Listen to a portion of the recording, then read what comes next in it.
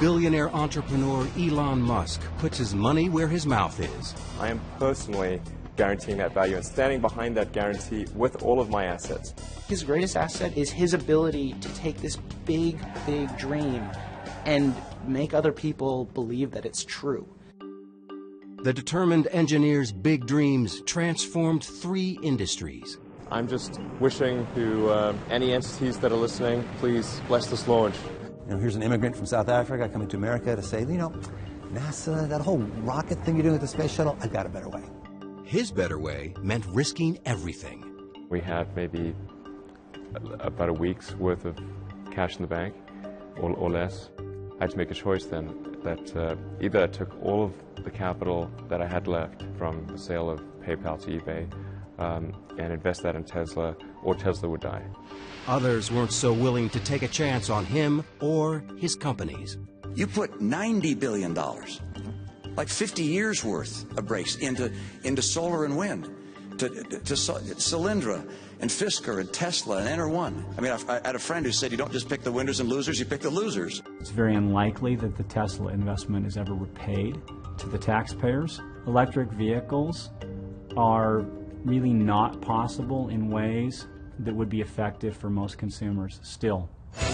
But his bets have paid off. We didn't just repay the principal, we actually repaid it with interest and a bonus payment. So ultimately the U.S. taxpayer actually made a profit of over $20 million on this loan. Elon Musk has even bigger dreams that might just take him farther than anyone else. Elon Musk goes a step further. Earth's not big enough. With SpaceX, he literally wants to go to Mars. In the long term, I'd really love to go to Mars, and that's the overarching goal of SpaceX.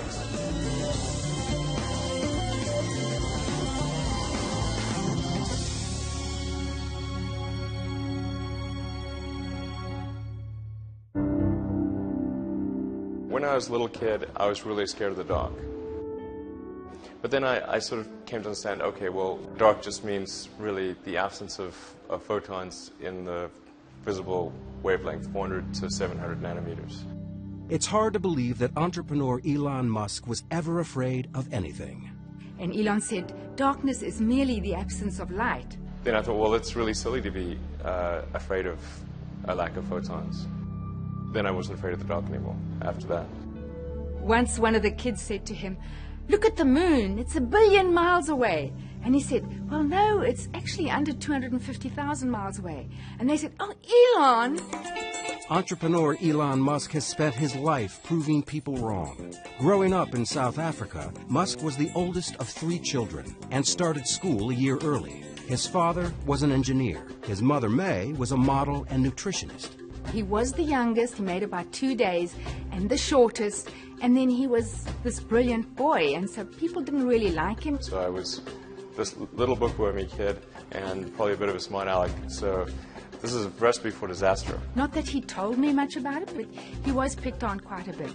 So I just like read a lot of books and tried to stay out of people's way during school. And so his social life was much less than my other 2 kids, and that's a typical nerd. I read all the comics I could buy or that they'd let me read at the bookstore before chasing me away. I read everything I could get my hands on from when I woke up to when I went to sleep. At one point I really ran out of books and started reading the encyclopedia. And he has a photographic memory, so he could remember everything. Anytime I had a question, my daughter Tosca would say, call Genius Boy. His brother, Kimball Musk. When Elon was 10 years old, he got tested by IBM, and he was found to have one of the highest aptitudes they'd ever seen for computer programming. I tried taking some computer classes, but I was way ahead of the teacher, so it didn't really help. So I started programming a space game called Blastar. Musk, already thinking like an entrepreneur, figured out how to sell his game. And I don't think they realized I was 12. We decided we were going to open an arcade out near our high school. We were big into video games. We figured that it was going to be a huge hit. We got a lease on a building. We got the arcade provider to deliver the equipment. And the only thing we needed to do by the end of it was get the city to approve what we were doing. But an adult had to apply for a city permit, and they hadn't told their parents what they were up to. And of course, they told us we were not going to be opening up an arcade. Max Chafkin is a technology and business journalist who has profiled Elon Musk several times. Really, the most amazing thing about his childhood is his escape from South Africa. I remember thinking and saying that America is where great things are possible, more than any other country in the world. It's a little cliche, but it's true. America is the land of opportunity. By moving, Musk would also avoid mandatory service in South Africa's army. Growing up in apartheid South Africa was pretty surreal. I mean, we didn't support that government, we didn't believe in it. And so the idea of actually going to the military service was really out of the question. I told my parents I was going to Canada, and they tried to convince me not to leave. And off he flew, and I thought, wow, he's so independent. Of course, as soon as he lands, he calls me and he says, what do I do now? So I bought a bus ticket from Montreal to Vancouver, and that allowed me to kind of see Canada, at least from the highway. He worked at odd jobs across the country before settling at Queen's College in Toronto. In fact, when I went to college, I rarely went to class. I'd just read the textbook and then show up for exams. The big appeal at the university was being able to date girls my own age. I actually met my first wife there. Musk got an engineering and business degree from the University of Pennsylvania and a scholarship to go to Stanford. Silicon Valley was the promised land. I really wanted to kind of go where the really exciting breakthroughs were occurring. Elon had this ability to look at the world and go, this is a real problem that's going to happen in 20 years. He looked around and he saw that the world-changing stuff was not happening at Stanford. I didn't even go to class. I called the chairman of the department and said, I'd like to try starting this internet company. It probably won't succeed, and so when it fails, I want to make sure that I can still come back. My kids do funny things, and I'm never too concerned about them because, you know, if Elon wanted to drop out of college, he could always go back. My brother was in Canada at the time, and I said, look, I think we should try to create an internet company. So he came down and joined me. He had, $2,000, no friends, barely enough money for an apartment. I think he told me he was showering at the gym because they didn't have a shower where he was living. We just got some futons that there were couches during the day and then turned into beds at night. Steve Jurvetson is a venture capitalist in Silicon Valley. I first met Elon and Kimball Musk, his brother, back in the mid-90s when they first set foot in California. I think they'd been here for about a week, and they were pitching a new company called Zip2. Silicon Valley in the mid-90s and late 90s was a gold rush. People were flocking to the region to find riches, to make it in the internet business. Musk came up with an idea to bring newspapers into the digital age. He took a CD-ROM Yellow Pages, some mapping software, wrote a little code, and put it all together to create the first online city listings. Elon was more the business mastermind, I was more the sales guy. I still had my core programming skills, so I was able to write the software needed for the first company. Now, when Elon was starting Zip2, keep in mind, the internet was just a couple of years old. Most local businesses were not on the internet. And the way you found a local business was you opened up the Yellow Pages. The thought was the media companies, like the newspapers, are going to need help coming online and building lots of functionality into their websites. We had someone literally throw a Yellow Pages book at us and tell us, do you think you'll ever replace this? And we thought the guy was crazy. Because not only were we going to replace this, but that's not where it ended. It would keep going from there. It wasn't long before media companies across the country were signing up. And so we were able to get as investors and customers the New York Times Company, Hearst, Knight Ridder, and a number of other companies. In 1999, the Alta Vista division of Compaq bought Zip2 for $307 million in cash and $34 million in stock options.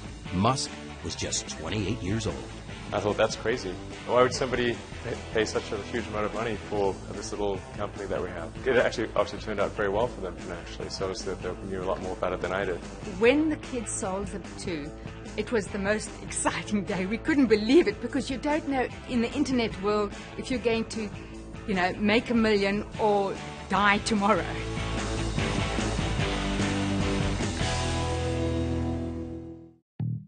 In February 1999, Elon Musk sold his first company, At 28, he joined the ranks of Silicon Valley millionaires. Zip2 was acquired by Compaq for a little over $300 million, and I made, I think, about $21 or $22 million as a result of that, which was a phenomenal amount of money for me. It was obviously a financial windfall. It was super fun to go out and buy some cool toys. There is, gentlemen, the fastest car in the world. One of his first things to do is go out and get a big sports car. He comes from a family that really enjoys racing in vehicles, and he got one of the highest performance cars money could buy at the time. It was a McLaren F1. And proceeded to enjoy that around the Bay Area, let's say. There's a number of adventures and risk-taking moves with his driving. While I'm sure it felt wonderful to have all this money and to have people recognizing success, I think he was also frustrated that this company hadn't become as great as he wanted it to be. It hadn't changed the world. It had just slightly altered the course of newspaper history, which I think from his point of view is, kind of a piddling accomplishment. So I certainly had the choice at that point of retiring and buying an island somewhere and sipping Mai Tais, but that was not of interest to me at all. There really wasn't a choice of we weren't going to do anything. It was just really what we were going to do next. In Elon's case in particular, it was really just a stepping stone. The goal in doing my second internet company was to create something that would have a profound effect. And it seems to me that the financial sector had not seen a lot of innovation on the internet. And money is really just an entry in a database. And it's low bandwidth. It seems like it's something that should lend itself to innovation. He was very rich. I mean, just more money than most people could dream. And he took almost no time in between that sale and starting the company that became PayPal. Musk's new company created something we take for granted today. It changed the way the world buys things, the way money is transferred from one person to another. At the time, transactions were very slow. People would have to mail checks to each other, so it could take weeks just to complete a single transaction. With his windfall from the sale of Zip2, Musk quickly turned around and founded X.com to make electronic cash transfers possible. But his new company collided with a rival mobile payment company called Confinity. And they were really competing against each other, and the real enemy at the end of the day was eBay. We combined our efforts in order to compete effectively against eBay's built-in system. They called the new company PayPal. When he looked at PayPal, his goal was not to create a place you could do person-to-person payments. His goal was to transform the financial industry. We're able to become the leading payment system in the world, and then eBay finally threw in the towel and acquired PayPal in early 2002. Musk and his partners sold PayPal for $1.5 billion. Musk was the largest shareholder and walked away with $180 million. He was 30 years old. I could have bought probably a chain of islands, but that again, that was obviously just not of interest to me. Islands weren't of interest, but outer space was. It's just a much more exciting, inspiring future if we're out there exploring the stars, as opposed to a future where we are forever confined to Earth. I was thinking, well, I wonder when we're going to Mars. When is NASA going to go to Mars? And I went to the NASA website, and there was no plan to go to Mars, and no plan to really even take the next step in space exploration. This is Elon saying he wants to go and enable this human civilization to leave the planet Earth. It's about as big a vision as you could possibly imagine. And that's going to require funds, and he has enough funds to go do it, so he's going to go do it. Musk had the outrageous idea that private enterprise could actually re-energize space travel. And in June 2002, he founded Space Exploration Technologies, or SpaceX. Elon was the only funder of the company for its early years. Another incredibly risky move to say, nobody on the planet thinks this idea is financeable. I'm going to fund all of it myself, to the tune of almost $100 million, which was the majority of his net worth at the time, into a dream to take on the military-industrial complex. Here's an immigrant from South Africa coming to America to say, NASA, that whole rocket thing you're doing with the space shuttle, I've got a better way. I actually traveled to Russia 3 times to look at buying a refurbished ICBM without the nuke. And I came to the conclusion that the thing that was really holding us back from making much more progress in space was really that rockets had not evolved since the 60s. So the trick isn't figuring out how to get to orbit, it's figuring out how to get to orbit cheaply. So I had to come up with lower-cost ways to produce engines, the primary structure of the electronics, do the launch operation, as well as run the company with very little overhead. And the sum of inventions in all those areas is what has led us to roughly 3- to 4-fold improvement over the cost of other rockets in the United States. What SpaceX has been very successful at is taking basically off-the-shelf technology, stuff that was developed by NASA 50 years ago, and streamlining it. So in that way, he's kind of the Henry Ford of space, because Henry Ford didn't invent the automobile, he just figured out how to make the automobile, commercially viable. Musk was more than just an entrepreneur. If you ask Elon how he managed to teach himself rocket science, he'll just look at you very seriously and just say very quietly, "I read a lot of books."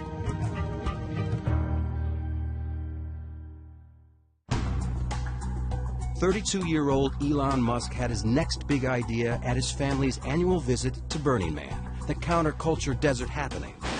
Although still fascinated by rockets and fast cars, he wanted to find a way to end Earth's addiction to fossil fuels. I was the one that suggested the idea of going into the solar power arena to Lyndon and Peter Wright, my cousins. He basically hands this idea to his cousins and says, "If you want to start this, I will fund you, and it'll be your company, but I'll be the chairman."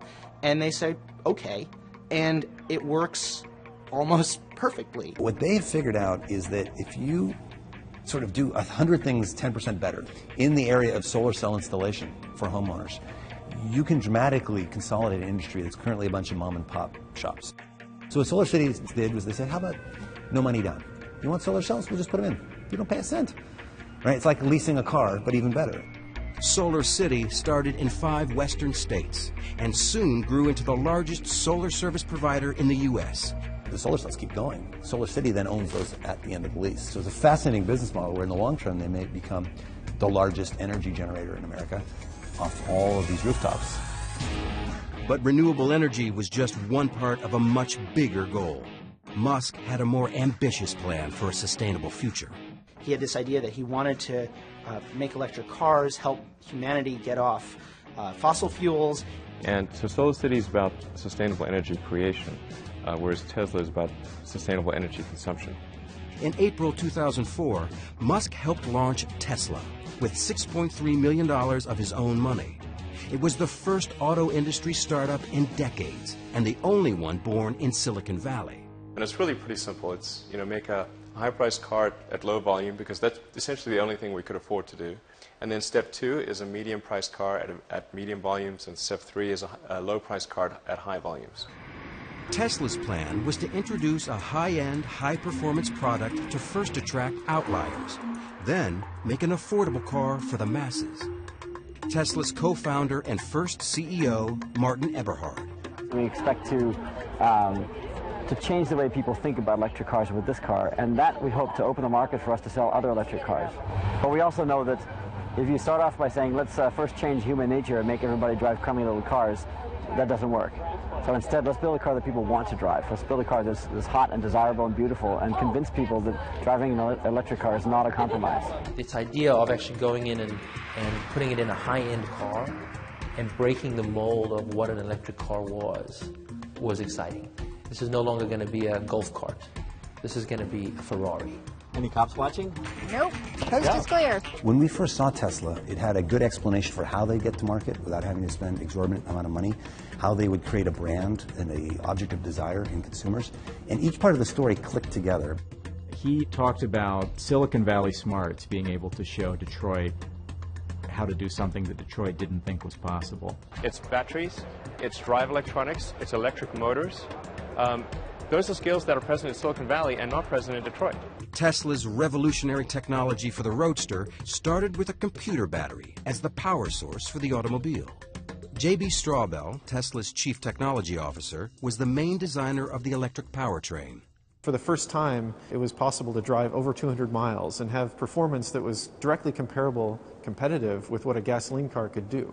And Tesla was the first company to to take those principles and put that into practice and try it. California Governor Schwarzenegger showed up for the Roadster's 2006 coming out party. I test drove this one, it's hot.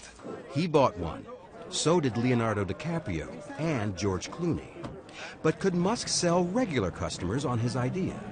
At that time, there was very little activity in the auto industry in electric vehicles. We were in the age of the large SUV. So it was a little unusual to hear about this company in California that was planning to come to market with a high-end all-electric sports car.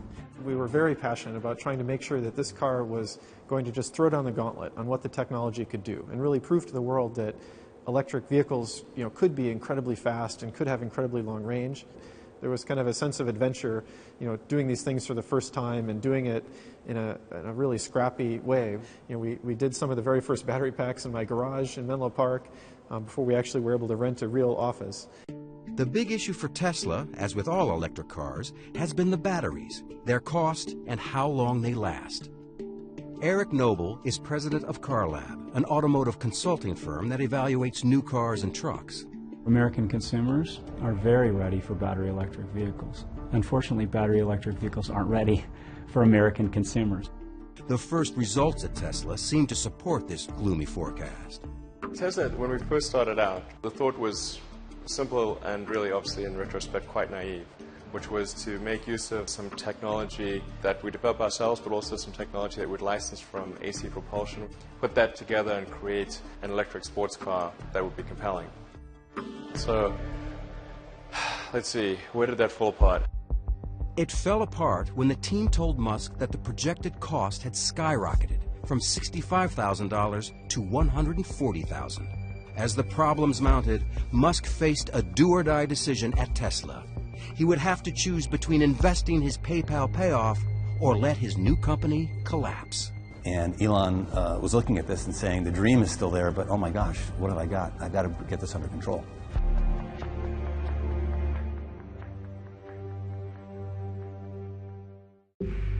By 2007, Tesla was running out of money, fast. No one wanted to step up to save the unproven automobile startup. Elon Musk had to take the leap alone. We had to make some pretty dramatic changes. I essentially recapitalized the business and invested about twice what we'd originally expected. What we originally expected as the outer limit. Basically, Tesla got to this point where they only had enough money in the bank for a couple of months, and there's nobody around who are willing to put more money in. I had to take all of my reserve capital and invest it into Tesla, which was very scary because, it would obviously be quite sad to have the fruits of my labor with Zip2 and PayPal not amount to anything. But there was no question that I would do that in my own mind because Tesla was too important to let die. I'm available 24/7 to help solve issues. Right. Call me 3 a.m. on a Sunday morning, I don't care. We had to go in and make some really hard decisions on personnel changes, and Elon really had to dedicate his time to the company. I want names named. So if someone's always on the hot seat and is always the root cause for problems, they will not be part of this organization long term. It's not okay to be unhappy and part of this company. And so if somebody can't get happy, get divorced. Right. Musk and his board replaced Martin Eberhard, one of the co-founders who had been running Tesla. And I think we kind of really exceeded the level that Eberhard could handle.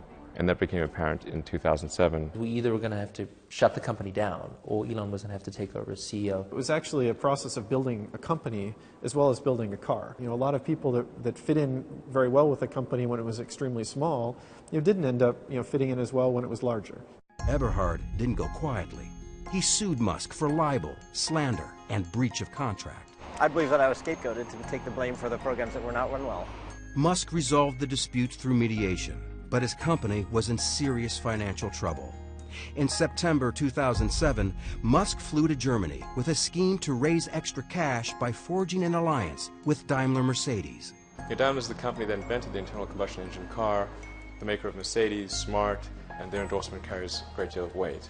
So that was just a very important moment. He had to convince the company that Tesla could supply battery packs for its cars. They were skeptical. Really, the key thing with Daimler was to demonstrate hardware that worked. You know, if they can't touch it, they can't drive it, it's not particularly real. He pushed his team to retrofit a Daimler smart car with Tesla's electric motor. But first, they had to find one. The challenge of converting a smart car to electric was doubly difficult because we couldn't find a smart car. The smart car was not for sale in the United States, so we had to send somebody down to Mexico to buy a smart car, bring one to the US, and then the smart car is really tiny, so we had to fit a motor and power electronics and charger and everything in the smart car. The challenge was daunting. To replace the smart car's gas engine with a Tesla drivetrain and battery, fit it in the tiny space under the hood, and do it all in less than 4 weeks. We didn't have much time at all. We knew that from the beginning, and we kind of prepared for almost battle and, you know, set up a war room in the shop. They worked around the clock, stealing naps on the factory floor, right up to the deadline. The Daimler executives arrived not at all convinced that it made any sense to work with an American car company, let alone a little tiny American car company in Silicon Valley. While waiting for Daimler's decision, Musk brought in one of the world's leading automobile designers to help create his next project, a modern and sexy family sedan, which he called the Model S. Originally with Model S, I thought, well, let's have Henrik Fisker, who had a design studio, do the styling. We paid him a pretty good sum of money to do that. Curiously enough, the designs that he worked on, that he came up with for us, were terrible. And what he didn't tell us was that he was actually working on a competing car company. Tesla officials claimed that perhaps Henrik had come in to learn what Tesla was doing, while all along he was planning to form his own company, do his own vehicle. We were pretty upset with him for basically taking what were at the time the original specifications for the Model S and then going and shopping a business plan to create that same car. Tesla sued him, he sued Tesla, and there was all kinds of, infighting. Henrik Fisker wouldn't grant Bloomberg an interview, but he told us that, "I believe there is enough space in the market for several new car companies that pursue a new type of electrified powertrain with different philosophies." In November 2008, the court ruled in Fisker's favor. It was a setback for Musk, who was also going through a tough time personally. After 8 years of marriage and 5 children, Elon and Justine Musk divorced. I got divorced, personal life in somewhat of a shambles, and in addition getting attacked by some in the media, my ex-wife, every bad thing you could imagine. There was more bad news when his bold space transport company SpaceX again failed to get a rocket into orbit. The first launch didn't get very far, got about a minute up, and then there was an engine fire, and that was it. The second flight actually did make it to space, but not to orbit. And then also with Flight 3, we didn't get all the way to orbit. He started saying, "I've got enough money for 3 cracks at it." He put $100 million of his own money, and he sort of hinted at the idea that after 3, if he didn't make it, it would be over. SpaceX would die. Musk burned through the $100 million he had sunk into SpaceX. Now he was on his way back to the drawing board. 3 days after the failure, he announced, first that he knew what was wrong. He announced that they'd raise money to finance a 4th launch, and the 4th launch was going to happen in a matter of months, which in the rocket industry was a crazy announcement. We were able to solve the problems, and then just as we'd solved those problems, we ran smack into the worst economic recession since the Great Depression.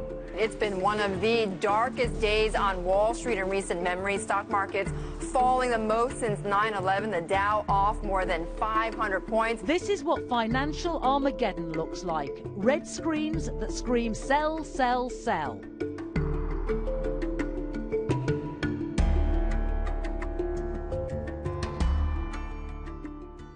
It was a week that shook Wall Street and indeed the world. And a realization that the economy may still head into a deeper downturn. As 2008 drew to a close, Elon Musk faced the worst crisis of his career. All 3 of his companies appeared to be in free fall. The worst point was probably just the weekend before Christmas in 2008. We had the economic tsunami take place and made things even worse. If it wasn't needed, we had to shut it down and just figure out how do we get through this dark period and not go bankrupt. General Motors shares falling to more than a 20-year low after Goldman cut the automaker's rating to sell on a worsening sales outlook. That was tough. I mean, it was obviously an economic period that saw the bankruptcy of General Motors and Chrysler, and there we were, a young company selling a very optional car. I mean, it was really people don't need a $100,000 sports car. And they certainly wouldn't want one getting poor reviews. The popular BBC program Top Gear took the Tesla Roadster on a test drive in December 2008. This car then really was shaping up to be something wonderful. But then... although Tesla say it'll do 200 miles, we worked out that on our track it would run out after just 55 miles. And if it does run out, it's not a quick job to charge it up again. The combative CEO charged the incident was faked and said he had proof that the Roadster had not run out of power. He sued the BBC to block reruns of the show. The case was later dismissed. But things would get even tougher. His energy company, Solar City, foundered. The bank that had backed their leases pulled out of the deal. I certainly did not anticipate that we would have the worst economic climate since the Great Depression, and one which was disproportionately bad for cars. I mean, General Motors went bankrupt. I mean, General effing Motors, you know? Musk was in the fight of his life. We had maybe about a week's worth of cash in the bank, or less, and there was just very little time left in the year to resolve these things. I mean, there were like 2 or 3 business days left in the year. I never thought it was possible for me to have a nervous breakdown, but if it was possible for me to have a nervous breakdown, that was about as close as I was going to come. When Elon was going through his sad period, I was so sad. I felt like I had a hole in my heart, and there's nothing you can do. You just hurt so much, and I just didn't see him getting out of it. He was just so sad. And then the next thing I get this call saying, "Ma, you can't believe it. I've met a wonderful woman." The one bright spot was meeting Tallulah Riley, a British actress who had never heard of Tesla, SpaceX, or Elon Musk. They married in 2010.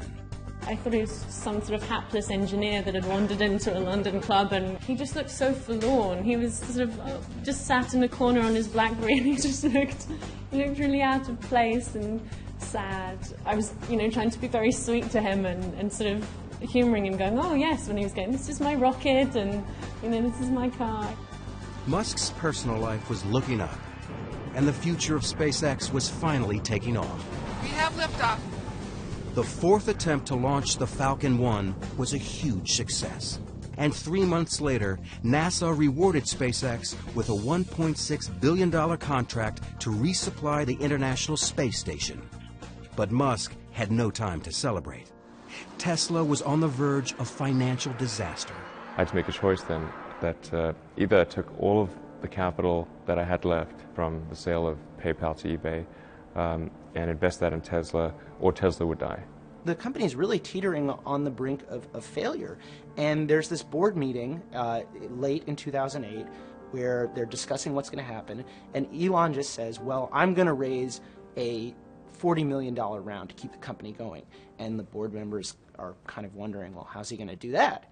And he says, "I'm going to put it all in myself." And that incredible braggadocio confidence catalyzed a change in people's opinion. And we and everyone else around the table was like, "Oh my gosh, we want to be part of this. We want to get as much of this investment as we can."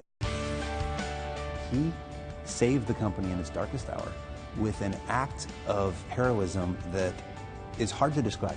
There's nothing quite like spending your last remaining dollar on a project you believe in.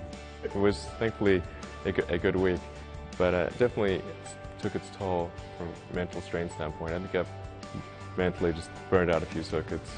Just after his emergency cash infusion came the news they desperately needed. A $40 million deal with Daimler for smart car batteries. Daimler later added $50 million for 10% of the company. Determined not to repeat past mistakes, Musk focused on bringing his family car to life. So I decided, look, we really need to have our own design studio, and that's when I hired Frans van Holzhausen to design the Model S. His green agenda was irresistible to von Holzhausen, a legendary figure in car design who had already revolutionized the looks of VW, GM, and Mazda. He's completely passionate to really rid the world of this addiction to fossil fuel. And that was something that he talked about from the very first sentence, first conversation that we had. With a new team in place, Musk completely revamped the look of the Model S. A sedan doesn't have to be a brick. It doesn't have to be a big blocky car. We wanted to bring this kind of passion and feeling back to this marketplace. The architecture of Model S is really similar to a skateboard. The floor of the vehicle is the battery pack, and the motors between the rear wheels, and everything above that is the opportunity space. In March 2009, Musk unveiled the prototype for the Model S. It could hold 7 passengers and as much luggage as a station wagon. But to build it, he knew he needed a piece of the U.S. government's new $7.5 billion loan program to support alternative energy vehicles. In order for Model S to truly be successful, it was important that the loan come through. The government funding was controversial. The New York Times writer Randy Strauss called the program the bailout of very, very high net worth individuals who invested in Tesla Motors Act. Musk struck back. Randy Strauss is a huge douchebag. And an idiot. Okay. It wasn't a bailout, but a loan. The Obama administration agreed to lend Tesla $465 million to mass produce the Model S, a move that astounded many in the industry. It's very unlikely that the Tesla investment is ever repaid to the taxpayers. Electric vehicles are really not possible in ways that would be effective for most consumers still. This is just the religion of electric vehicles, and like Jonestown, that religion will come to an end. There are most certainly people who want to see Tesla fail because it is an attack on the mainstream car industry. Of course, the biggest impact that Tesla will have is not the cars that we make ourselves, but the fact that we show that you can make compelling electric cars that people really want to buy. The government loan came with a challenging condition. To get the money, he had to first find a place to build his electric car.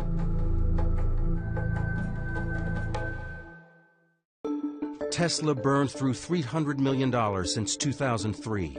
Elon Musk needed to get his Model S into production fast. Ever the risk taker, he took another giant gamble, purchasing a plant in Fremont, California, abandoned by Toyota. The dream factory location for Tesla was always the NUMMI factory, which was a 50% Toyota, 50% General Motors factory. It's one of the biggest car plants in the world. It's a great location close to Tesla headquarters. The reality is, for very little money, Toyota got an albatross off its books. From an industry perspective, it looked incredibly savvy on Toyota's part and incredibly naive on Tesla's part. Car factories are big pieces of sunk capital. To retool a factory takes a tremendous incremental investment. The acquisition released the government funds to begin production. Despite the fact that Tesla had posted a profit just once since its founding, Musk took his company public in June 2010. The smartest money in the world is betting on Tesla. Not everyone was as upbeat about the company's future. Tesla stock voted by Wall Street as the least likely to succeed. You don't want to own this stock. You don't want to lease it. Heck, you shouldn't even rent the darn thing. There hasn't been an IPO of a car company in America since Henry Ford, and that caught people's attention. Investors ignored the skeptics. Tesla raised $226 million in its IPO. Musk now had the capital to get rolling on the Model S. You just saw on his face this sort of just elation and this feeling like all of this suffering is worth it, and it's real now. 3, 2, 1. Liftoff. Falcon 9 has cleared the towers. In 2010, after winning the $1.6 billion contract from NASA, SpaceX became the first private company to successfully launch and return a spacecraft from orbit. So SpaceX was the first purely commercial ground-up development to reach orbit. The first successful launch at SpaceX was an incredibly emotional time. Falcon 9 Stage 2 and the Dragon capsule are now in orbit around the Earth. I'm just wishing to any entities that are listening, please bless this launch. 3, 2, 1. And 2 years later, in May 2012, it made history as the first privately held company to send a cargo payload to the International Space Station. Back on Earth, the long-awaited launch of Tesla's new sedan was also taking off. It's time to start delivering Model S! The Model S started rolling off the production line, although questions about range and service remained. Let them go! Not everyone was cheering. In a 2012 presidential debate, Republican candidate Mitt Romney blasted President Obama for the government loan to Tesla, lumping Tesla in with other financially troubled green companies. You put $90 billion, like 50 years worth of breaks into solar and wind, to Solyndra and Fisker and Tesla and Enter1. I mean, I had a friend who said you don't just pick the winners and losers, you pick the losers. But Tesla was no loser in the eyes of the automotive industry. The Model S was the first electric sedan to win Motor Trend's Car of the Year. Musk didn't have much time to celebrate. A few months later, the New York Times delivered a devastating review of the Model S. It reported the battery died on its test drive from Washington to Boston and published an image no CEO would want. There was this sad shot of our car on a flatbed, as though that was the only outcome possible for such a drive. And that's just not true. Musk went on the offensive. And lots of people said, oh, you know, it doesn't matter if you're right or wrong, you don't battle the New York Times. And it's like, the hell with that. The battle between the reporter and the renegade CEO ended when the New York Times public editor concluded the reporting was imprecise, but not done in bad faith. But the story didn't affect his bottom line. Remember that loser comment from a presidential candidate about the $465 million government loan? It really feels good to have repaid the U.S. taxpayer. That's really what's important here. And we didn't just repay the principal, we actually repaid it with interest and a bonus payment. So ultimately the U.S. taxpayer actually made a profit of over $20 million on this loan. Tesla repaid the loan 9 years ahead of schedule. Never short on optimism or confidence, Musk made a stunning promise for the nearly $70,000 car. We're guaranteeing that the value of the Model S will be no less than that of a Mercedes S-Class after 3 years. I am personally guaranteeing that value and standing behind that guarantee with all of my assets, not just with Tesla. He has guaranteed free charging for the life of the car and has expanded the charging system across the country. You'll be able to travel all the way from LA to New York just using the Tesla Supercharger network. And the Supercharger system is free. So it's not just free now, it's free forever. That's the Tesla commitment. His commitment to customers has paid off. Since its IPO, Tesla shares were up more than fivefold. SpaceX and Solar City were also turning profits. And NASA's our biggest and most important customer, but almost 3/4 of our customers are commercial. SpaceX says it has more than $4 billion in revenue under contract. But of all his companies, perhaps the greatest success was the one addressing the world's energy need. Solar City is now the largest solar service provider in the U.S. and has more than quadrupled in value since its initial public offering in December 2012. Solar City has been very, very impressive. I mean, there are, thousands of people with panels on their roofs and lots of big offices. I believe eBay has Solar City panels. So it's having a very big, very visible impact on the world. He really wants to change the world. And in Elon Musk's vision of the future, you'll have clean and renewable sources of energy feeding the grid, and all of our vehicles will run off that. This is really the future. It's something you want to tell stories about. Elon has a self-confidence that is it's breathtaking. And it's especially breathtaking when you think about the things he's confident about. The idea that humanity is going to get to Mars. That not just humanity is going to get to Mars, but that he, in his lifetime, Elon Musk, will get to Mars. Crusader or canny businessman. Named one of Time magazine's most influential people in the world, the risk-taking, multitasking CEO's estimated net worth was $6 billion in June 2013. Divorced for the second time, Musk splits his time between his 5 sons, his companies, and thinking about the future.